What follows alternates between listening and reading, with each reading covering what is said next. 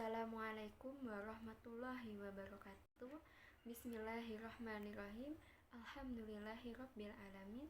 Assalatu wassalamu ala asyrofil anbiya'i wal mursalin wa ala alihi wa sahbihi ajma'in. Yang terhormat kepada Ibu Dr. Nurseri Hasna Nasution, Magister Agama, dan kepada teman-teman saya yang berbahagia. Puji dan syukur marilah kita panjatkan kepada Allah Subhanahu wa Ta'ala yang telah memberikan kepada kita kesehatan sampai detik ini. Tak lupa juga sholawat serta salam kepada junjungan kita Nabi Muhammad SAW.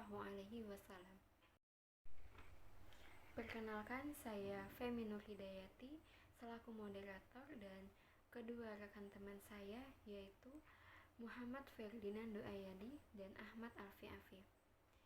Kami dari kelompok 11, kelas manajemen dakwah 2056A, Fakultas Dakwah dan Komunikasi, Universitas Islam Negeri Raden Fatah Palembang. Baiklah, kami akan mempresentasikan hasil makalah kami yang berjudul Masalah, Peluang dan Tantangan Dakwah di Era 50. Materi pertama ini akan dibacakan oleh Saudara Ahmad Alfi Afif. Kepada Saudara Afif, kami persilahkan. Assalamualaikum warahmatullahi wabarakatuh. Perkenalkan, nama saya Ahmad Alfi Afif. Saya akan membacakan materi kelompok filsafat. Pengertian dakwah. Secara harfiah, dakwah merupakan masdar dari fi'il, kata kerja da'a dengan arti ajakan, seruan, panggilan, undangan. Selain itu terdapat varian makna dari etimologi dakwah. Dakwah dapat berarti doa atau lainnya. Dalam kajian ini, wacana dibatasi pada makna dakwah yang berkaitan dengan tugas Nabi Muhammad sebagai ad-da'i atau sahib ad-dakwah. Pembatasan ini berkaitan dengan ruang lingkup yang telah ditunjukkan oleh ayat-ayat Al-Quran maupun hadis untuk kepentingan pelaksanaan dakwah Islamiyah. Secara etimologi, kata dakwah sebagai bentuk masdar dari kata fi'il madhi dan fi'il mudhari yang artinya adalah memanggil, mengundang, mendorong, dan memohon-mohon. Berdakwah berarti menyampaikan sesuatu kepada orang lain yang bersifat mengajak untuk merubah suatu keadaan yang tidak baik kepada yang baik dan terpuji. Secara etimologi, banyak pendapat tentang dakwah, antara lain Syekh Ali Mahfuz. Pendapat Syekh Ali Mahfuz dalam kitabnya Hidayat Al-Mursyidin bahwa dakwah mendorong manusia agar memperbuat kebaikan dan menurut petunjuk, menyuruh mereka berbuat kebajikan dan melarang mereka dari perbuatan mungkar agar mereka mendapat kebahagiaan di dunia dan akhirat. B. Muhammad Nasir. Menurut Muhammad Nasir, dakwah adalah usaha menyerukan dan menyampaikan kepada perorangan manusia dan seluruh umat tentang pandangan dan tujuan hidup manusia di dunia ini, yang meliputi amar ma'ruf nahi munkar dengan berbagai macam media dan cara yang diperbolehkan, akhlak dan membimbing pengalamannya dalam kehidupan perseorangan, berumah tangga, atau bermasyarakat dan bernegara. B. Society, masyarakat. Pada awal 2019, Jepang merencanakan Society 5.0 sebagai langkah lanjutan dari revolusi 4.0. Konsep Society 5.0 merupakan penyempurnaan dari konsep-konsep sebelumnya.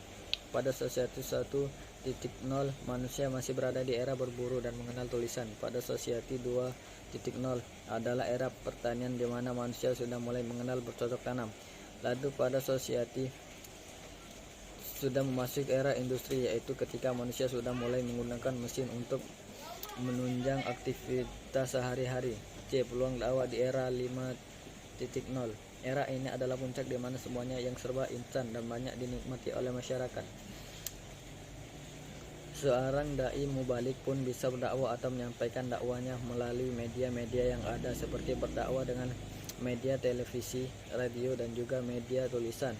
Realitas yang ada, banyak sekali dai yang sudah memanfaatkannya, terutama artis saja yang ingin masuk televisi. Bahkan para dai pun juga banyak, hingga menjamur di mana-mana. Bagus ketika bertujuan untuk menegakkan ajaran dan syariat, tetapi apakah itu saja kenyataannya? Di era ini mereka mendapatkan perilaku yang nyaman, rasa tentram karena fasilitas yang ada. Kegiatan dakwah akan dapat berjalan secara efektif dan efisien harus menggunakan cara-cara strategis dan tepat dalam menyampaikan ajaran-ajaran Allah Subhanahu wa Ta'ala.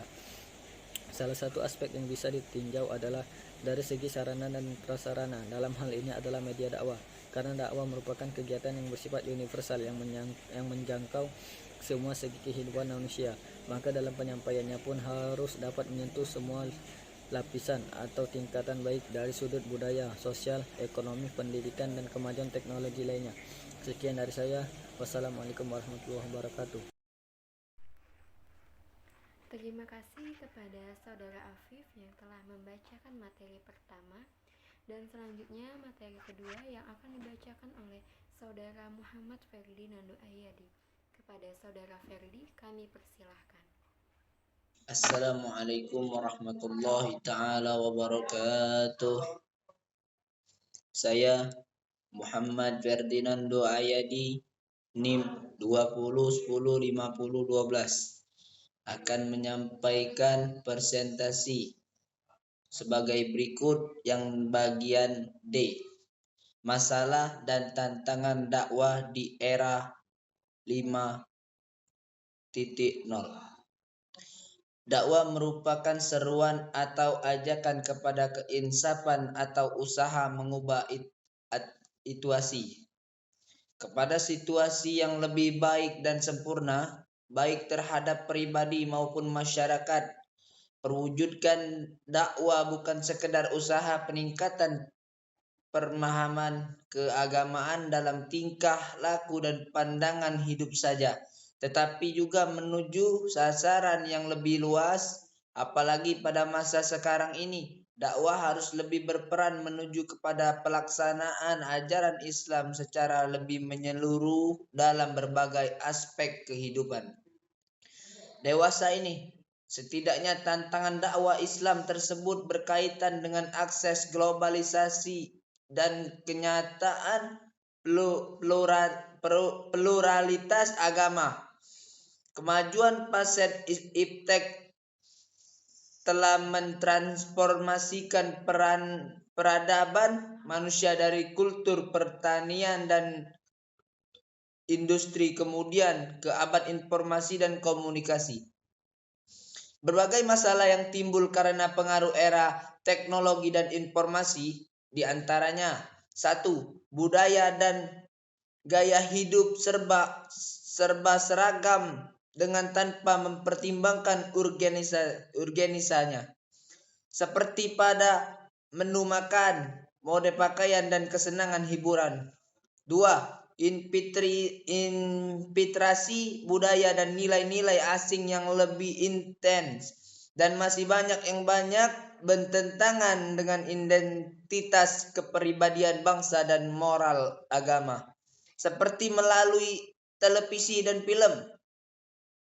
3. Dengan mengutip Max van Honstein, adalah merebaknya konsumisme yang mengiring umat manusia kepada pemiskinan spiritual dan falsafah hidup hedonistik.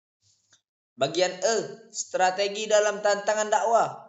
Pada kenyataannya, di lapangan menunjukkan bahwa dalam pelaksanaan dakwah sering dijumpai adanya kekurangan, kesalahan, maupun kejanggalan dalam komponen dakwah, seperti materi yang tidak sesuai, dai yang kurang menguasai media dakwah, terbatasnya dakwah, dan sebagainya. Namun, semua itu bahkan menjadi penghalang untuk berhenti berdakwah, karena pada dasarnya manusia tidak ada yang sempurna, hanya Allah yang paling sempurna. Yang terpenting di sini adalah bagaimana problematika tersebut dalam segera diatasi dan dicari solusi jalan keluarnya sehingga kegiatan dakwah dapat berjalan dengan baik. Yang bisa ditinjau adalah dari segi sarana dan prasarana. Dalam hal ini adalah media dakwah, karena dakwah merupakan kegiatan yang bersifat universal yang menjangkau semua segi kehidupan manusia. Maka dalam penyampaiannya pun harus dapat menyentuh semua lapisan masyarakat. Bagian F. Karakteristik dakwah. Setiap mukmin adalah dai Agar tidak salah melangkah, seorang dai harus mengetahui karakteristik dakwah yang akan ia jalankan. Dakwah Ibral, air sungai yang harus mengalir setiap saat. Ia tak boleh berhenti sedetik pun. Seandainya ia berhenti, berarti ia sedang mengumpulkan strategi untuk melanjutkan perjalanan dengan napas panjang dan kekuatan baru yang lebih besar. Agar perjalanan dakwah mudah dan tak mengalami hambatan, seorang dai harus mengetahui apabila karakter dakwah. Dengan demikian ia bisa lebih mudah mengarahkan dakwahnya sesuai dengan karakter yang dimilikinya. Adapun ciri karakteristik dakwah antara lain: 1. Rabbaniyah, bernuansa ketuhanan. 2. Wasatizah, seimbang, tidak berlebih-lebihan dan tidak terlalu sedikit. 3. Sumuliyah, utuh dan menyeluruh dalam manhajnya, komprehensif, tidak juz'iyah sebagian. 4. Ma'asirah, dakwah harus mengikuti perkembangan zaman. Jika tidak, ia akan ditinggalkan peminatnya. Yang kelima, waqiyah, realistik dalam memperlakukan individu dan masyarakat, mengambil kira keadaan setempat dan bertindak sesuai dengannya. 6. Ilmiah, dakwah ilmiah harus berlandaskan pada ilmu pengetahuan. Yang ketujuh, inkilabiyah, perubahan total, bukan dul LDK, tambal sulam. Proses perubahan yang dilakukan dalam dakwah hendaknya dilakukan secara total dan menyeluruh. Yang terakhir, yang ke-8,